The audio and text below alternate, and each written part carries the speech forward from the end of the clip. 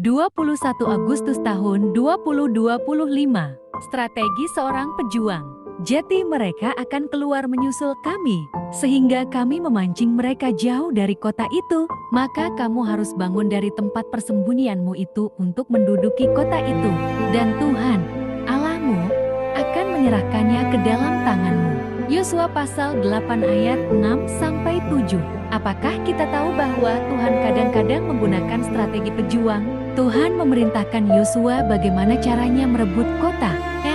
Yosua beserta tentaranya berhasil memperoleh kemenangan yang besar oleh karena strategi ini. Ketika Yosua dan tentaranya datang untuk kali kedua di pintu gerbang penduduk mengejar tentara Yosua dan ingin melakukan hal yang sama ketika mereka pernah mengalahkan Yosua sebelumnya.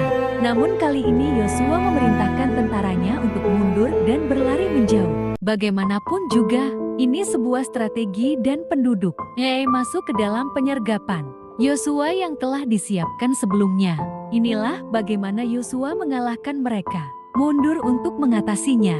Dengan ini saya ingin menekankan bahwa harus ada waktu undur sejenak yang akan membawa kita kepada sebuah kemenangan besar. Penarikan mundur pasukan biasanya berarti menderita kekalahan.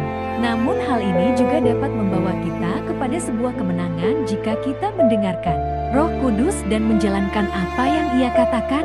Ada masa di dalam hidup ini ketika kita tidak dapat mengerjakan apapun juga selain melarikan diri.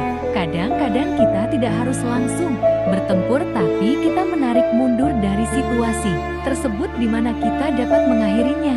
Sebagian besar manusia terjebak dalam lingkaran yang ganas, mungkin seperti alkohol, seks bebas, atau teman-teman yang membawa pengaruh buruk. Jika hal ini tidak tepat untuk kita, menjauhlah dari tempat tersebut, menyendiri. Hal ini akan membawa kita kepada kemenangan.